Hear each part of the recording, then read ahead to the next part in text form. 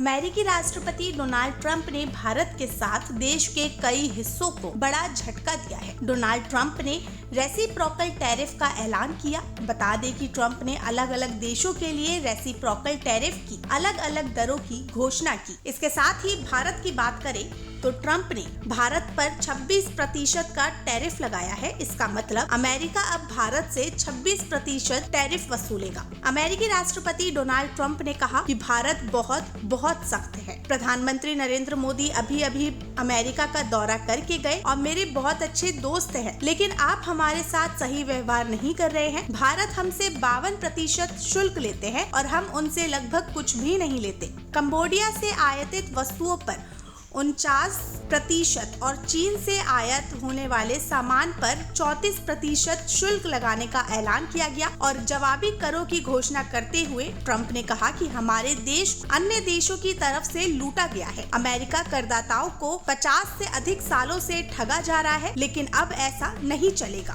भारत के अलावा दूसरे देशों की अगर हम बात करें तो ट्रंप ने वियतनाम से होने वाले आयात पर 46%, स्विट्जरलैंड पर 31%, ताइवान पर 32%, जापान पर 24%, ब्रिटेन पर 10%, ब्राजील पर 10%, इंडोनेशिया पर 32%, सिंगापुर पर 10%, दक्षिणी अफ्रीका पर 30% टैरिफ लगा दिया। उन्होंने विदेश से ऑटोमोबाइल के आयात पर 25% टैरिफ लगाया है, जबकि ऑटो पार्ट्स पर भी इतना ही टैरिफ लगाने की घोषणा की है। ऑटोमोबाइल पर नया टैरिफ 3 अप्रैल से और ऑटो पार्ट पर 3 मई से प्रभावी होगा। इसके साथ ही दूसरे देशों से अमेरिका में आने वाले सभी सामान पर 10% बेसलाइन यानी कि न्यूनतम टैरिफ लगेगा। बेसलाइन टैरिफ 5 अप्रैल को और रेसिप्रोकल टैरिफ 9 अप्रैल को रात 12 बजे के बाद लागू होंगे। बता दें कि बेसलाइन टैरिफ व्यापार के सामान्य नियमों के तहत आयात पर लगाया जाता है, जबकि रेसिप्रोकल टैरिफ किसी अन्य देश के टैरिफ के जवाब में लगाया जाता है। अमेरिका द्वारा भारत उत्पादों पर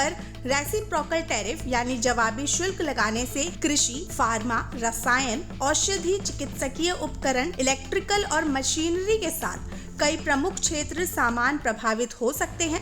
विशेषज्ञों का कहना है कि इन क्षेत्रों में शुल्क अंतर बहुत ज्यादा है, जिसकी वजह से अमेरिकी प्रशासन भी उसी दर से अतिरिक्त आयात शुल्क लगा सकता है। शुल्क अंतर जितना ज्यादा होगा वो क्षेत्र भी उतना ही ज्यादा प्रभावित होगा। माना जा रहा है कि टैरिफ लगने से अर्थव्यवस्था पर असर देखने को मिल सकता है। टैरिफ बढ़ने से भारतीय कंपनियों को अमेरिका में सामान भेजने से अधिक लागत आएगी, जिससे उनकी मांग घट सकती है। इसके साथ ही अमेरिका के साथ व्यापारिक तनाव बढ़ने से भारतीय रुपया कमजोर हो सकता है, जिससे आयात महंगा होगा और महंगाई बढ़ सकती है। ट्रेड टेंशन बढ़ने से वैश्विक निवेशक भारत में निवेश करने से बच सकते हैं, जिससे भारतीय शेयर बाजार प्रभावित हो सकता है। Bureau report, prime news.